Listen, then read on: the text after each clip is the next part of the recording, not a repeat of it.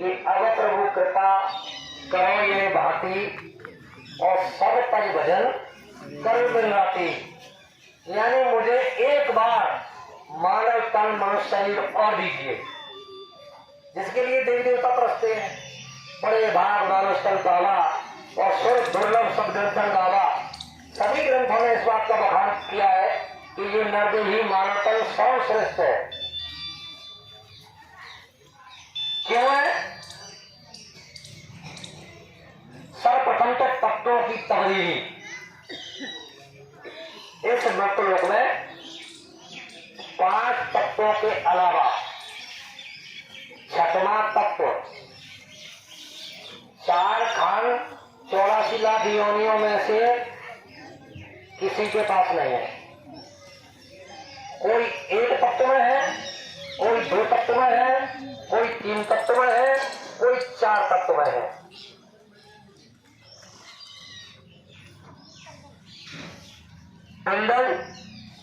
Under ऊष्मज और स्थावर, ये 4 खानों में 84 लाख योनियां बटी हुई है। पूरे 5 तत्व केवल ये जो बैठे हुए लोग दिखाई दे रहे हैं इनमें ही है। मानव तन मनुष्य शरीर इसीलिए सर्वश्रेष्ठ माना गया है कि इसके अंदर बुद्धि विवेक है, सोचने समझने की क्षमता इसके अंदर भगवान ने दी है। इसीलिए इस मानव तन की कदर महापुरुषों ने की है। जिस परमपिता परमात्मा ने ईश्वर ब्रह्म देवी देवताओं को अपने से अलग कर दिया, वो कभी उसमें मिल नहीं सकते।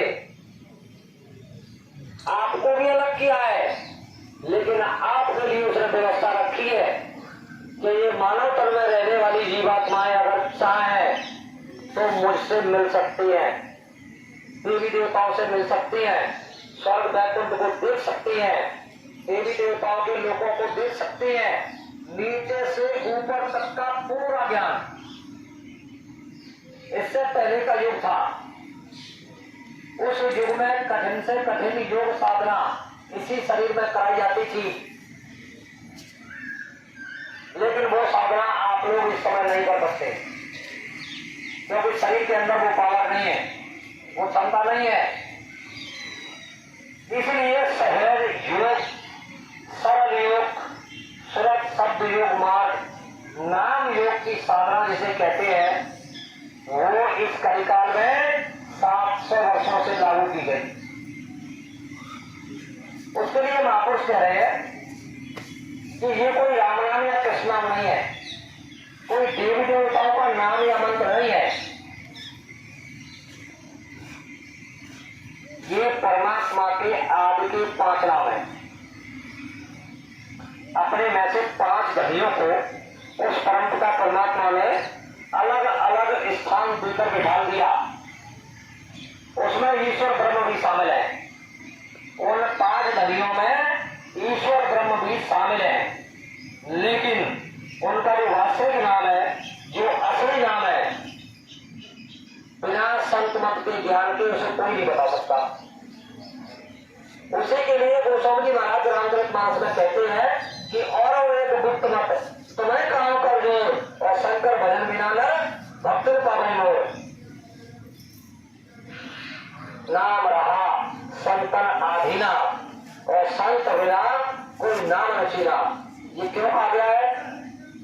संत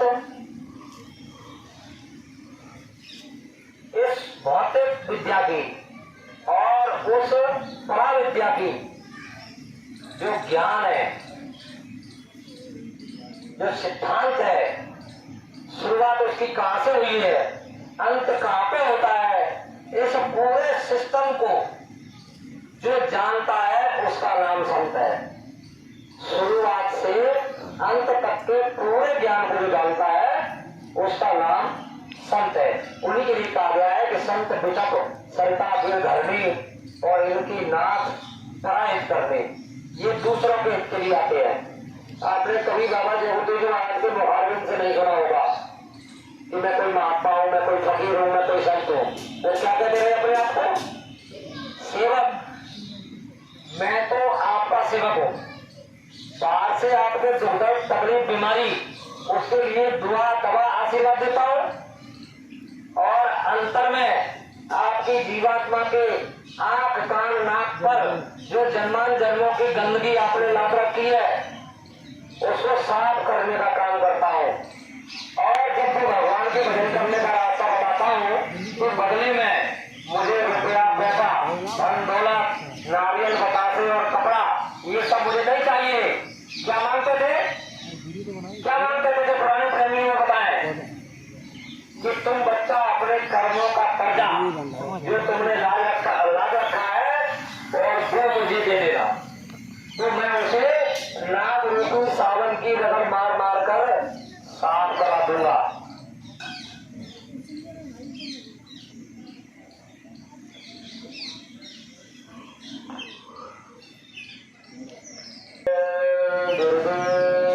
जय गुरुदेव। जय गुरुदेव नाम किसका?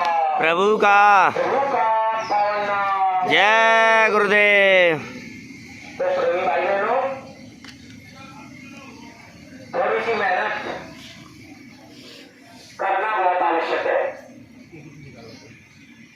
बाबा जय गुरु जी महाराज समझाते हैं कि मेरे पास आने वाला बच्चा पहले अपना खेती दुकान दफ्तर मजदूरी नौकरी ईमानदारी मेहनत से करो। शाम को जब घर लौटो बाल बच्चों की देखभाल माँ बाप की सेवा आय व्यय का यथाशक्ति सत्कार और फिर सोने के समय में से समय निकाल करके अपनी आत्मा के कल्याण के लिए मुक्ति और मोक्ष के लिए निज घर चलने के लिए नाम योग की साधना थोड़ा सा एकांत घड़ी में बनाकर नित्य प्रतिदिन सुबह शाम करनी चाहिए। ये जन्मान जन्मों की गंदगी, ये जन्मान जन्मों का कर्म कर्जा किसने लादा है? स्वयं ने लादा है किसी भी योनि में रह करके। और जब स्वयं ने लादा है तो उसे साफ कौन करेगा? कर्म तीन तरह के होते हैं, क्रियमान प्रारब्ध और संचित। वर्तमान में जो कुछ हम कर रहे हैं इसको क्रियमान कहते हैं, और प्रारब्ध ठीक पिछले जन्म का होता है। इस जन्म से पहले हमको किसका जन्म मिला था, और प्रारब्ध क्या होता है? जो जन्मान जन्मों का कर्म कर्जा है जिसको संचित कर्म कहते हैं, उनका मूल आधार जैसे आप बाजार में गर्मी का समय है, आपको लग रहा है कि मुझे जूस पीना है, तो आपने 3-4 तरह के फल लिए, उनका निकलवाया जूस, कुल मिलाकर के आपने 1 किलो वजन ले लिया। और 1 किलो वजन में से मैं आपसे पूछना चाहता हूं कि 1 किलो जूस निकल जाएगा? नहीं निकलेगा ना? नहीं। कम निकलेगा। तो मेरा मानना ये है कि वो आधे से भी कम निकलेगा। एक हिस्से से थोड़ा ज्यादा, आधे से थोड़ा कम, 1.5 से मान लीजिए आप। इसी तरीके से जन्मान जन्मों का जो कर्म कर्जा हम लोगों ने डाल रखा है उसका जूस मात्र क्या है? प्रारब्ध। और वो आपको भोगना ही पड़ेगा।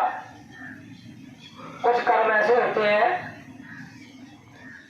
जैसे कहते हैं कि भगवान किसी पर जब दया करता है तो 3 चीज देता है वरदान स्वरूप।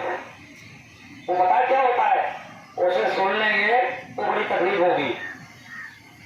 गरीबी, बीमारी और अपमान। जब ये तीनों चीज किसी को मिल जाए तो क्या वो टिकेगा? यहाँ प्रेमी किस लिए आते हैं? हम लोग बाबा देवताओं के पास किस लिए गए थे?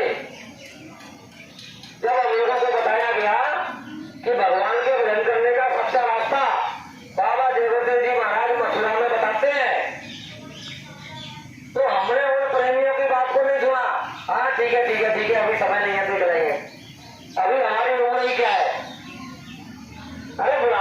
किया जाता है। जब बुढ़ापा आएगा तब देख लेंगे, किसी को बनाना ही गुरु। और देखिए इधर क्या कह रहे हैं, संतोष क्या कहता है, संतोष कहता है कि कर ले निज काम जवानी में। ये असली काम है, मुख्य काम है। कर ले निज काम जवानी में। इस 2 दिन की जिंदगानी में मेहमान जवानी जाती है, फिर लौट कभी नहीं आती है। ये मोड़ इसे मत खो देना, किससे और कहानी में सौभाग्य से नरकल पाई है, पर रात जवानी आई है। जो मारा मारा फिरता है, क्या ढूंढे पत्थर पानी में। भगवान इसी में मिलते हैं, कर ले निज काम जवानी में। तो इससे खोज प्रभु की कर, मिल जाए तो हो जाए निडर। पर गुरु में मिला करते सब धर्म का है निज वाणी में। सभी धर्मों ने अपनी वाणी में यही कहा है कि बिना गुरु के से कोई प्राप्त नहीं कर सकता। तो प्रेमी भाई बहनों, बाबा देवजी जी महाराज समझा रहे हैं कि इस मानव तन के रहते हुए जीते जी और इसी मनुष्य शरीर के माध्यम से कुछ कर लिया जाए तो ठीक रहेगा। नहीं तो समय सुख उनका पछताने और क्या वर्षा रही कृषि सुखाने।